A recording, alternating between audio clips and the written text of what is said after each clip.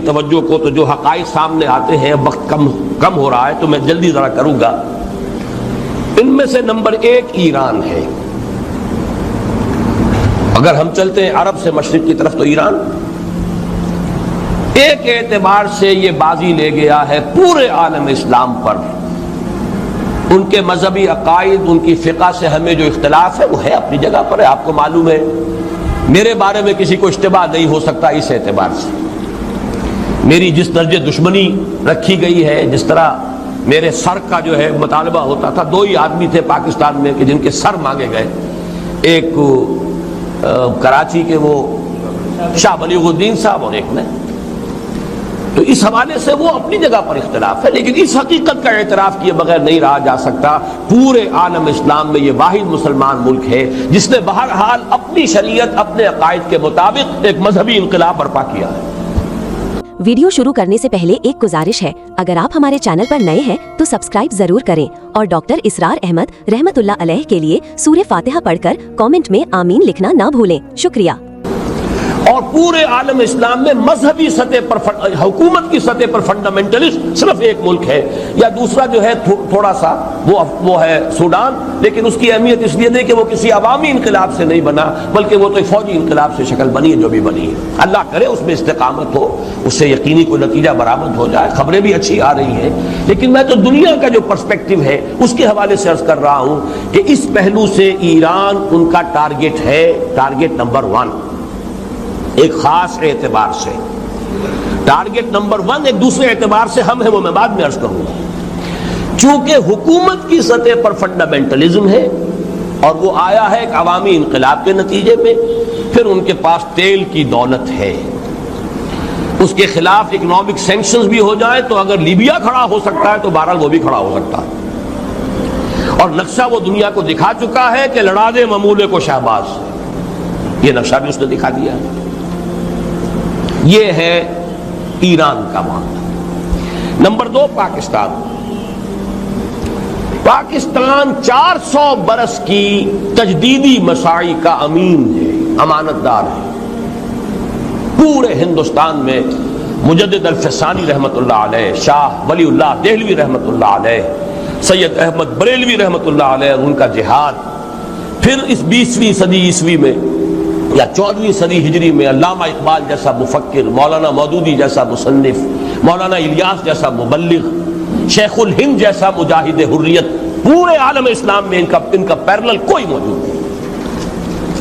یہ 400 سال کی تاریخ ہے، اس کی امانت، اور اس کے نتیجے میں یہاں کے مڈل کلاس میں فنڈامنٹلزم کا ایک نیوکلیس ہے، اگرچہ حکومت کی سطح پر کوئی پیش رفت نہیں ہو سکی آج تک، بلکہ اب تو پسپائی ہو رہی ہے، اب پیچھے ہٹ رہے ہیں۔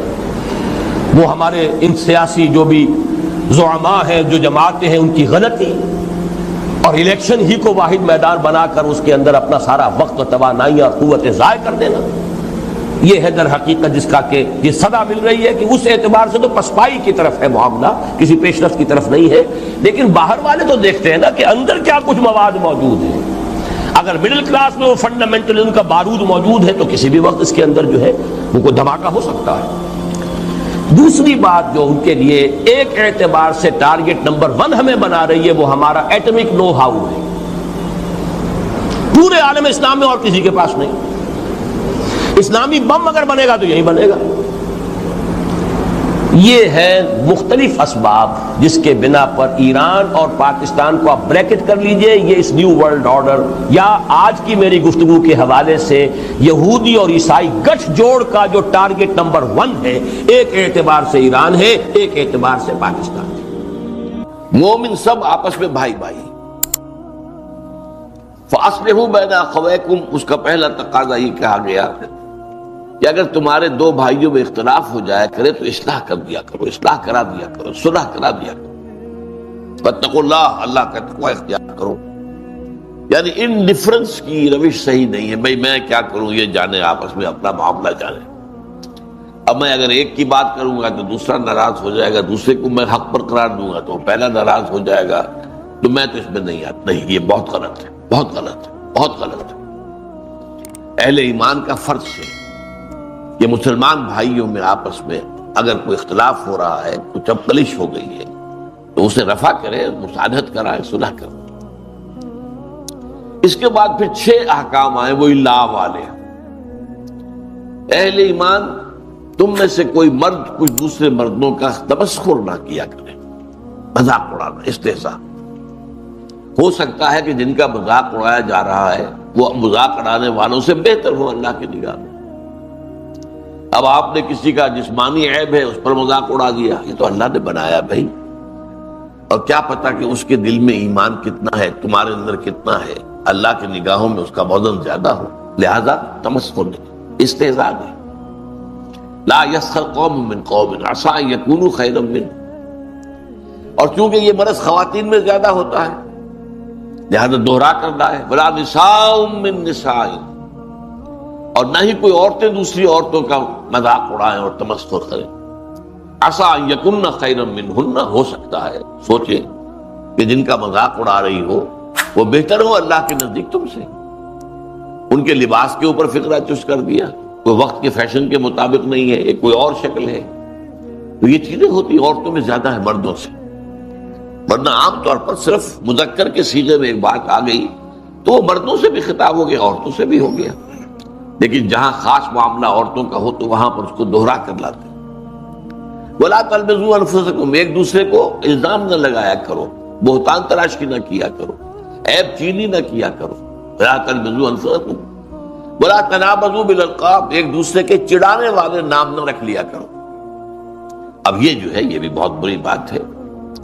آپ نے کسی وہ اپنی جگہ پر فرض کیجئے کوئی لوگ اپنے آپ کو اہل حدیث کہتے ہیں یا سلفی کہتے ہیں، آپ نے ان کو وہابی کہہ دیا۔ اب یہ چیز جو ہے تکلیف دہ ہے ان کے لیے، آپ کیوں اس کا معاملہ کرتے ہیں؟ ایسا نہ کریں۔ جماعت اسلامی کے لوگ ہیں، مودودی ہیں، اب یہ بھی کوئی صحیح نہیں انداز نہیں ہے آپ کا۔ یہ تو یہ ہے کہ ان کو وہ جماعت اسلامی کے رکن ہے، آپ اسی اعتبار سے انہیں یاد کریں۔ وَلَا تَنَابَزُوا بِالْأَلْقَابِ بِئْسَ الِاسْمُ الْفُسُوقُ بَعْدَ الْإِيمَانِ، ایمان کے بعد تو یہ برے نام بھی برے ہیں، عمل تو دور کی بات ہے، یہ زبانی کلامی بھی جو تم بات کر دیتے ہو، تم سمجھتے ہو کہ شاید اس پر کوئی گرفت نہیں ہوگی، اللہ تعالیٰ کے ہاں اس کی بڑی گرفت ہوگی۔ ہم وہ حدیث پڑھ چکے ہیں، حضرت معاذ سے کہا تھا حضور نے کہ معاذ سکلت کا امک یا معاذ، لوگوں کو جہنم میں اونگھے منہ ڈالنے والی شے اس زبان کی کھیتیوں سے بڑھ کر اور کوئی نہیں ہے۔ زبان جو ہے جو کہ بے لگام ہوتی ہے، ان میں کوئی طاقت نہیں لگی، کچھ خرچ نہیں آیا، جو چاہا بک دیا، لیکن ہر لفظ جو ہے تمہارے منہ سے نکلا ہوا وہ یا تو جنت میں جا کے پودا بن جائے گا اور یا جہنم کا کوئی جھاڑ جکاڑ بنے گا جو تمہیں آخرت میں جا کے کاٹنا پڑے گا۔ اگلی آیت میں فرمایا اہل ایمان ایک دوسرے سے سوء ظن سے کام نہ لو۔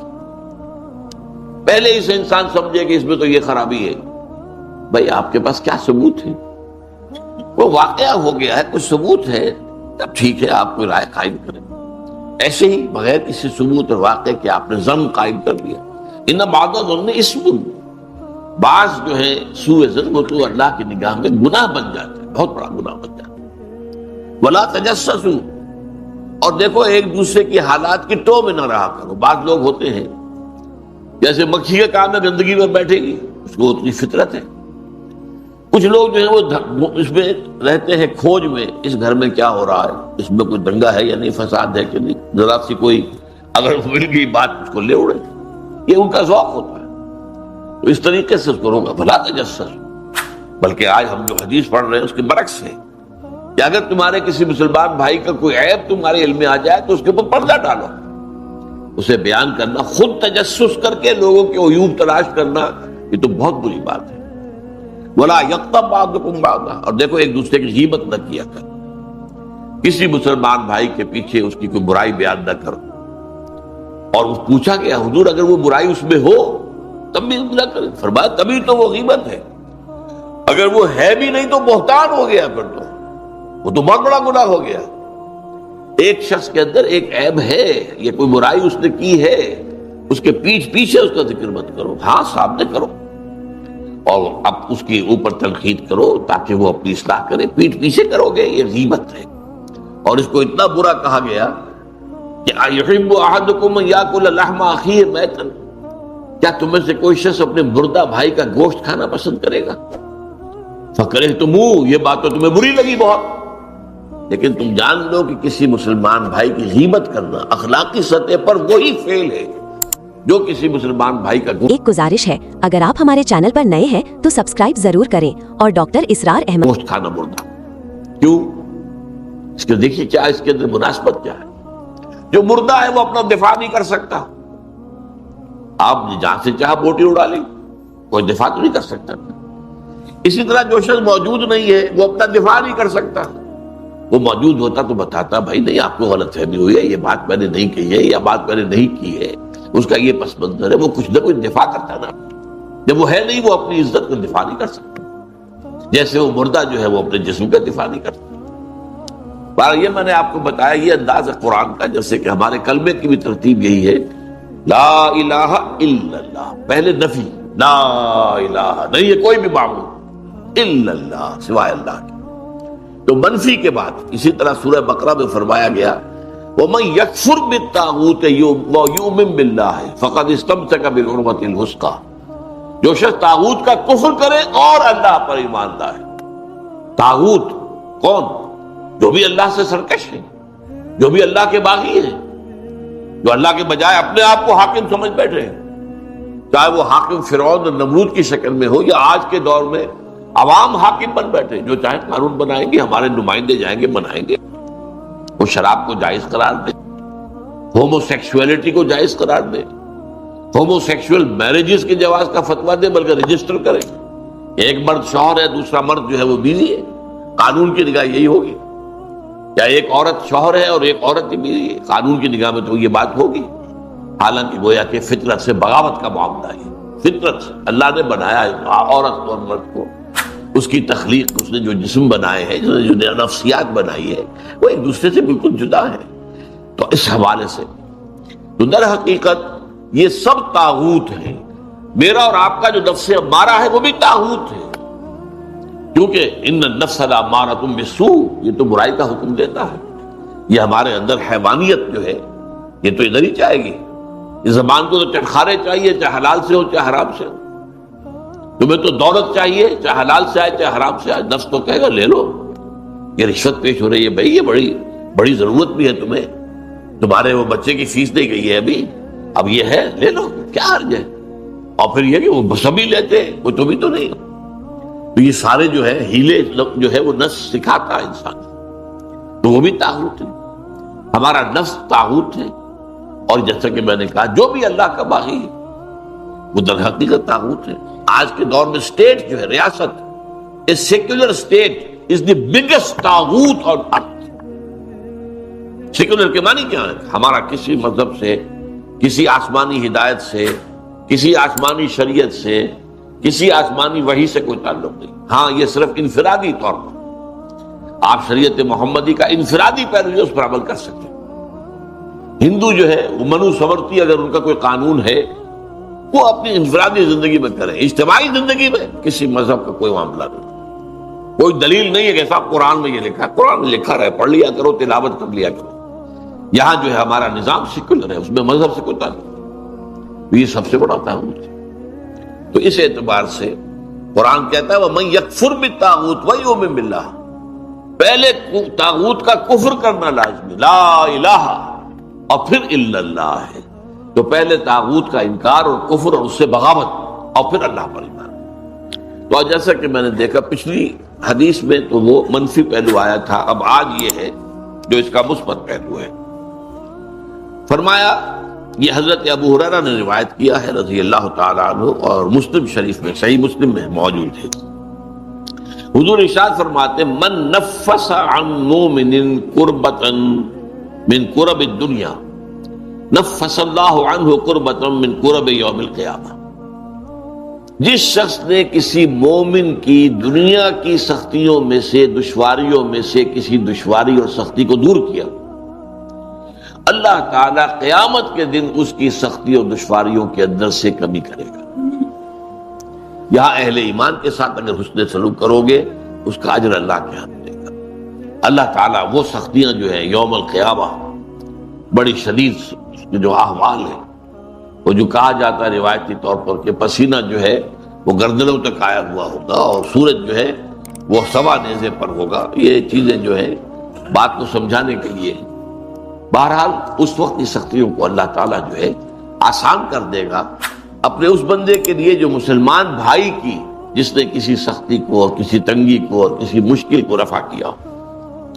وَمَنْ يَسَّرَ عَلَى مُعْسِرٍ يَسَّرَهُ اللَّهُ عَلَيْهِ فِي الدُّنْيَا وَالْآخِرَةِ، اور جس نے آسانی پیدا کی کسی ایسے شخص پر، کسی ایسے مسلمان پر جو کسی مشکل میں ہے، تنگی میں ہے، مصیبت میں ہے، تنگ دستی بھی ہو سکتی ہے، تو اگر آپ کے اختیار میں ہے کہ آپ اس کی اس جو ہے تکلیف کے اندر آپ کمی کر سکیں اور اس کے لیے آسانی کا راستہ پیدا کر دیں، یا مثلاً آپ نے کسی کو قرض دیا تھا اور قرض کی ادائیگی کا وقت آ گیا، اس نے کہا تھا 2 سال کے بعد میں دے دوں گا واپس، اب اس کی پوزیشن نہیں ہے، وہ کسی ایسی حالت کے اندر ہے کہ ادا نہیں کر سکتا، تب آپ آسانی کریں، یہ نہ ہو کہ اس کے سر پر سوار ہو جائے، بلکہ یہ کہ آسانی کر دیں۔ قرآن مجید میں تو جہاں سود کی حرمت کا حکم آیا وہاں یہ بھی آیا ہے، وَإِن تَعْفُوا خَيْرٌ لَكُمْ، دیکھو اگر ایک تو یہ کہ تمہارا مقروض جو ہے اگر نہیں دے سکتا تو اس کے لیے مہلت بڑھا دو، کوئی حرج نہیں، اور اگر معافی کر دو تو یہ سب سے بہتر ہے۔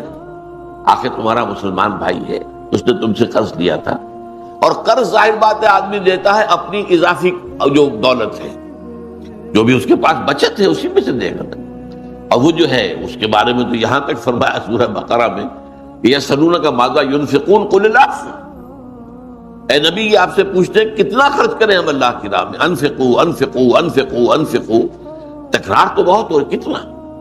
فرمایا جو بھی تمہاری ضرورت سے زائدہ دے دو، لیکن یہ روحانی تقاضا ہے، یہ قانونی تقاضا نہیں ہے۔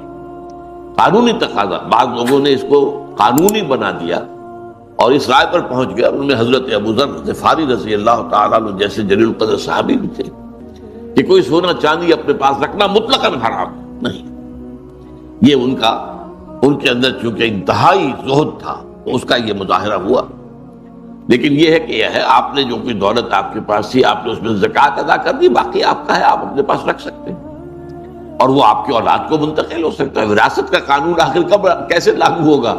اگر اپنے پاس کچھ رکھنا ہی نہیں ہے تو وراثت کس کی ہوگی؟ تو قانون کا معاملہ اور ہے، میرا اس پر کتاب چاہے بہت اہم، اسلام کا معاشی نظام، کہ وہ 2 نظام ہے اسلام کے معاشی، ایک ہے روحانی لیول کے اوپر، احسانی لیول کے اوپر، ایک ہے قانونی لیول کے اوپر۔ قانونی لیول پر آپ نے جو کمایا حلال سے کمایا، حرام سے نہیں کمایا، اور اگر ایک وہ آگے بڑھ گیا نصاب سے تو زکوٰۃ دے دی، اب قانونی طور پر باقی تمہارا ہے۔ روحانی کیا ہے؟ اس کو بھی اللہ کے راستے میں دے دو، یسألونک ماذا ینفقون قل العفو۔ تو اگر تمہارا کوئی مقروض ہے اور وہ سختی میں ہے، ادا نہیں کر سکتا، تو پہلی بات تو یہ ہے کہ اسے مہلت دے دو، آسانی کر دو۔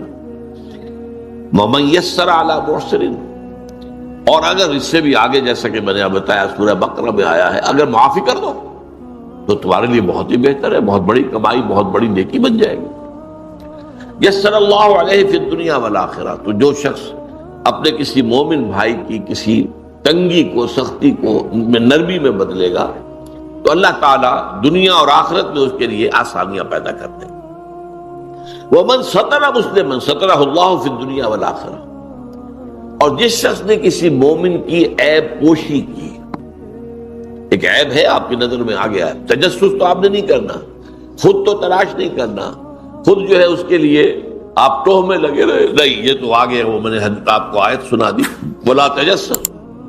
اب ایک چیز ہے آئی گئی ہے آپ کے سامنے، پردہ ڈالو، یہ نہیں کہ اس کا ڈھنڈورا پیٹ دو، اس کا جو ہے لوگوں کے اندر چرچا کر دو، نہیں، اللہ تعالیٰ کو یہ پسند نہیں ہے ان تشیع الفاحشہ، یہ کوئی شے جو ہے وہ شائع ہو جائے، پھیل جائے۔ اگر کوئی چیز ایسی ہے اسے رکھو اپنے پاس، آگے بیان نہ کرو، آگے مت بڑھاؤ اس کو۔ وَمَنْ سَتَرَ مُسْلِمًا سَتَرَهُ اللَّهُ فِي الدُّنْيَا وَالْآخِرَةِ، جو کسی مسلمان کی ستر پوشی کرے گا، عیب۔ ایک گزارش ہے، اگر آپ ہمارے چینل پر نئے ہیں تو سبسکرائب ضرور کریں اور ڈاکٹر اسرار احمد پوشی کرے گا، اللہ تعالیٰ اس کے عیوب پر پردہ ڈالے گا آخرت کے اندر، دنیا میں بھی آخرت میں بھی۔ دنیا میں بھی اللہ تعالیٰ نقد یہ جگہ بدلہ دے گا، آخر تمہارے اندر بھی تو کوئی عیب ہے نا، بے عیب تو ذات اللہ کی ہے، کون ہے جس میں کوئی خطا نہیں ہے، کوئی کمی نہیں ہے؟ وہ حدیث بھی یاد کر لیجئے، کل بنی آدم خطاؤن و خیر الخطائین التوابون، تمام بنی آدم نہایت خطا کار ہیں، ان خطا کاروں میں بہتر وہ لوگ ہیں جو توبہ کرتے ہیں، پلٹ جائیں، رجوع کریں، گناہ پر اصرار نہ کریں، ڈیرا ڈال کر بیٹھ نہ جائیں۔ جیسے مثال میں دیا کرتا ہوں، اگر کہیں بارش ہوئی ہوئی ہے، کیچڑ ہے، آپ جا رہے ہیں تو آپ کا پاؤں جو ہے پھسلا، آپ گر گئے تو پڑے تو نہیں رہتے نا وہاں، فوراً اٹھتے۔ تو جو لوگ بھی اس طریقے سے کہیں لغزش ہو گئی ہے نفس کی وجہ سے، کسی اور کوئی حالات جو ہے ماحول کے اثرات کے تحت آپ سے کوئی گناہ سرزد ہو گیا ہے، تو فوراً توبہ کرو اللہ کی طرف۔ اور اس پر سورہ نساء میں فرمایا ہے کہ اگر فوراً توبہ کرو گے تو اللہ تعالیٰ کے ذمے واجب ہے تمہاری توبہ کو قبول کرنا۔ انما التوبۃ علی اللہ للذین، ان لوگوں کے حق میں یعملون السوء بجہالۃ ثم یتوبون عن قریب، اگر بالکل جلدی فوری طور پر جو ہے جذبات کے رو میں ایک کام غلط میں کر بیٹھا ہے، اللہ معاف فرما، تو یہ چیز جو ہے اللہ تعالیٰ پھر معاف کرنے والا ہے۔ تو دنیا میں بھی تمہارے عیوب پر پردہ ڈالے گا اللہ، اور آخرت میں بھی۔ واللہ فی عون العبد ما کان العبد فی عون اخیہ، اس قدر پیارے یہ جو تعلیمات ہیں آپ اندازہ کیجئے، اس قدر عمدہ اور جامع الفاظ کے اندر۔ اور دیکھو اللہ تعالیٰ اپنے بندے کی مدد میں لگا رہتا ہے، ما کان العبد فی عون اخیہ، جب تک کہ بندہ اپنے بھائی کے کام میں لگا ہوتا ہے۔ آپ اپنے بھائی کے کام میں لگے ہیں، آپ وقت لگا رہے ہیں، اللہ تعالیٰ آپ کے کام میں لگ جائے گا، آپ کی ضرورتیں پوری کرے گا۔ اب یہ اونچا درجہ دیکھیے، خدمت خلق ہے، کسی بھائی کی مدد ہے، اس میں وقت بھی لگ رہا ہے۔ کوئی ایسا شخص ہے جو مظلوم ہے اور وہ آپ سے آ کے کہتا ہے کہ صاحب فلاں حاکم کے پاس جا کر بتائیے میری بات، وہ میری بات تو کوئی سن نہیں رہا ہے، تو اگر اس کی بات حق ہے اور آپ جا کر جو ہے شفاعت کرتے ہیں، اس کی سفارش کرتے ہیں، یہ شفاعت حسنہ کہلاتی ہے، اس میں بڑا اجر و ثواب ہے۔ اب آپ جائیں گے اس کے ساتھ اور جا کر اپنا وقت لگائیں گے تو ظاہر بات ہے کہ اس پر آپ اس کی مدد میں جا رہے ہیں نا، تو اب اتنے عرصے تک آپ کے سارے کام اللہ سنبھال لے گا۔ من واللہ فی عون العبد ما کان العبد فی عون اخیہ، جیسا کہ ایک واقعہ آتا ہے بہت مشہور، مکے میں ایک شخص آیا، کوئی تاجر تھا، ابو جہل نے اس سے کچھ مال وال خریدا، بہت پیسے نہیں دیے، اب وہ بیچارہ فریاد کرتا پھر رہا ہے۔ تو وہ آیا، ایک جگہ پر سردار بیٹھے ہوئے تھے بہت سے، ان کے پاس گیا، فریاد کی کہ دیکھیں ابو جہل جو ہے میری رقم نہیں دے رہا۔ انہیں شرارت سوجی کہ دیکھیں تماشا دیکھتے ہیں۔ اس نے کہا دیکھیں وہ شخص جو وہاں پر نماز پڑھ رہا ہے نا، اس کے پاس جاؤ، وہ تمہارا مال دلوا سکتا ہے۔ وہ حضور تھے صلی اللہ علیہ وسلم۔ اب حضور کا تو کٹر دشمن ہے ابو جہل، اس نے جا کر اپنی بات کی، حضور چل پڑے۔ ابو جہل کے دروازے پر جا کر دستک دی، وہ باہر آیا، فرمایا اس کا مال ادا کر دو۔ وہ فوراً گیا، خاموشی کے ساتھ لا کے باندھ دیا۔ تو یہ روب اللہ تعالیٰ نے، نصرت بالرعب، حضور فرماتے ہیں اللہ نے میری مدد کی ہے روب کے ساتھ۔ اب ظاہر بات ہے کہ آپ کے چہرہ مبارک کا جو بھی روب پڑا ہے اس کے اوپر، اس نے چوں نہیں کی، لا کے دے دیا۔ اب یہ بھی ہے نا ایک بندے کی آپ مدد کے لیے اس کے ساتھ چلے اور اس کے بعد جا رہے ہیں جو آپ کا دشمن ہے، تاکہ کم سے کم اس مظلوم کا جو ہے اس کی کوئی داد رسی ہو جائے۔ واللہ فی عون العبد ما کان العبد فی عون اخیہ۔ اب جو حدیث کا ٹکڑا آ رہا ہے، یہ یوں سمجھیے کہ جس کام میں میں نے اپنی زندگی کے 50 برس لگائے، ویسے تو اس سے زیادہ لمبا عرصہ ہے۔ میں جب میڈیکل کالج میں پڑھتا تھا 49 سے 54 تک، 1949 سے 1954 تک 5 برس کا 5 سال کا کورس ہوتا ہے FSC کے بعد۔ اس زمانے میں میرا درس قرآن ہوتا تھا، پسند کیا جاتا تھا، وہ مناسبت اللہ نے عطا فرما دی تھی۔ لیکن اس کے بعد تو آپ کو معلوم ہے کہ پھر تو میرا زندگی کا جو ہے اصل کام یہ رہا، قرآن پڑھنا پڑھانا، سمجھنا سمجھانا، سیکھنا سکھانا، عام کرنا۔ اللہ کا شکر ہے کہ بہت سے نوجوان ایسے تیار ہو گئے جو اسی انداز میں اب درس دے رہے ہیں اور وہ کام کر رہے ہیں۔ چراغ سے چراغ روشن ہوتا ہے، ایک اکیلے آدمی سے کیا ہوگا، لیکن یہ ہے کہ آگے اگر اس کام کو لے کر چلنے والے ہیں تو گویا کہ میری محنت سفل ہو رہی ہے۔ اب اس کے اعتبار سے یہ حدیث بہت اہم اس کام کے لیے، پہلی بات تو فرمائی وَمَنْ سَلَكَ طَرِيقًا يَلْتَمِسُ فِيهِ عِلْمًا، جس شخص نے کوئی راستہ طے کرنا شروع کیا جس سے اس کا مقصد حصول علم تھا، کہیں جا رہا ہے، جیسا کہ آپ کو معلوم ہے کہ اب جب احادیثیں جمع کی گئی ہیں تو اب کسی شخص کو محدث کو معلوم ہوا کہ فلاں بصرہ میں یا بغداد میں ایک ہے صاحب کہ جو اس حدیث کی روایت کرتے ہیں جس میں کہ روایت کی چین کم ہے، لمبا سفر کر کے گئے ہیں، جا کر کہا میں نے سنا ہے کہ آپ حضور کی حدیث روایت کرتے ہیں، جی ہاں یہ حدیث ہے، فوراً واپس، بس حدیث سنی اور واپس۔ ان کہا بھی نہیں، میں ایک مقصد کے لیے آیا تھا اور میں اس مقصد میں کسی اور چیز کو شامل نہیں کرتا، خالصتاً لوجہ اللہ۔ تو ظاہر بات ہے کہ علم کے حصول کے لیے، اور پھر بعد میں ظاہر بات ہے کہ لوگ سفر کرتے تھے، جاتے تھے مراکز علمی میں، اور آپ کو معلوم ہے شیخ عبد القادر جیلانی رحمۃ اللہ علیہ کو جب ان کی والدہ نے روانہ کیا تھا حصول علم کے لیے، تو کچھ اشرفیاں ان کی جو صدری تھی، یہ واسکٹ جو ہم پہنتے ہیں اس کی اندر سیدھی تھی کہ یہ وقت آئے گا تو کسی کو ضرورت آئی۔ وہاں راستے میں ڈاکوؤں نے ڈاکہ ڈالا، ڈاکوؤں کا سردار ہر ایک سے پوچھا تمہارے پاس کیا ہے؟ اب سب کہتے کچھ نہیں ہے، لیکن پھر تلاشی میں کچھ نکل آتا تھا۔ اس نوجوان سے پوچھا کہ اس نے کہا میرے 32 اشرفیاں ہیں۔ اب یہ حیران ہوا کہ یہ اس نے کیوں صاف کر دیا، کہاں ہے؟ ہمیں تو نظر نہیں آئی۔ ان نے کہا یہ سلی ہوئی جو ہے میری جیکٹ کھول کے دیکھ لو، 30 اشرفی۔ اتنا اثر ہوا کہ وہ جو ہے تائب ہو گیا، وہ اشرفیاں بھی واپس کی، باقی بھی جن کا مال لوٹا تھا وہ واپس کیا، اور پھر اس کی زندگی جو ہے وہ نیکی کی۔ یہ چیز ہوتی ہے، یقیناً اس کے اندر جو ہے خیر ہوتا ہے۔ تو من سلک طریقا یلتمس فیہ علما سہل اللہ لہ بہ طریقا الی الجنہ، جو شخص کوئی راستہ اختیار کرتا ہے، سفر اختیار کرتا ہے حصول علم کے لیے، اللہ تعالیٰ اس کی بدولت اس کے لیے جنت کا ایک راستہ آسان کر دیتا ہے۔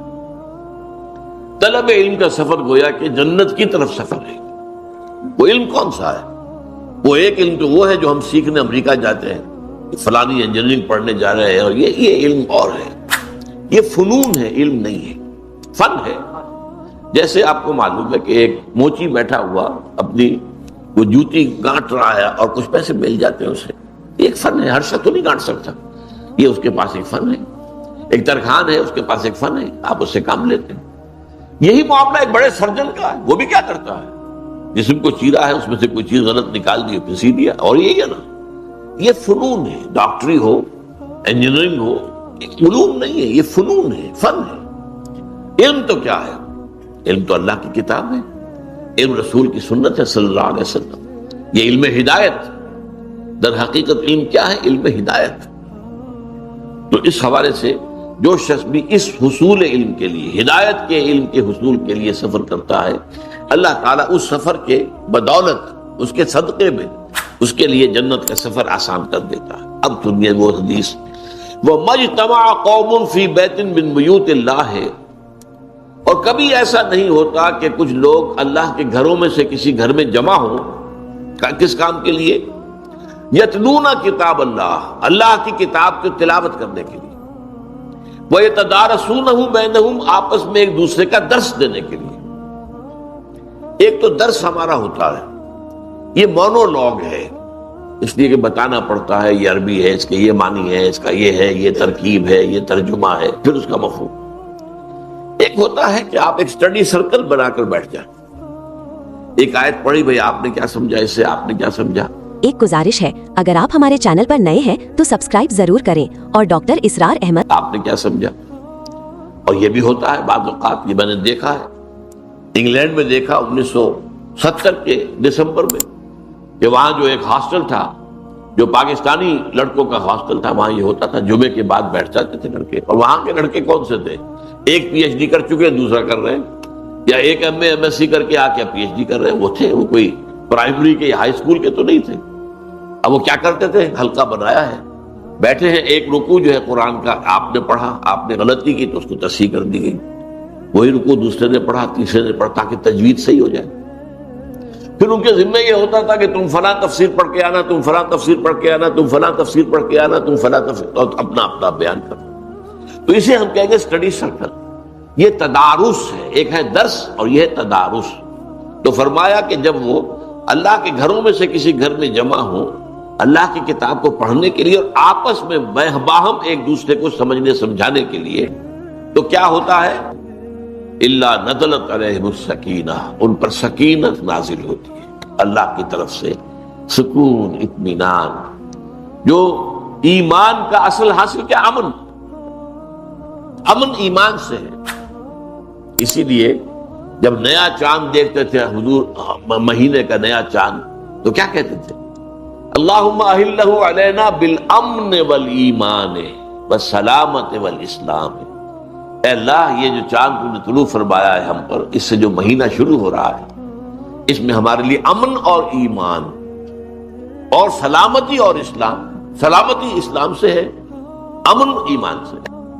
امن ایک داخلی کیفیت ہے، سلامتی ایک معاشرتی معاملہ ہے۔ سلامتی ہو، کوئی امن ہو، یہ باہر کا امن جو ہے یہ سلامتی ہے، تاکہ کسی کو کسی سے نقصان نہ پہنچے، کوئی کسی کو قتل نہ کر رہا ہو، کوئی کسی کا مال نہ چھین رہا ہو، ایک دوسرے کے لیے سلامتی بن جائے۔ سلامن سلاما، قیلن سلامن سلاما۔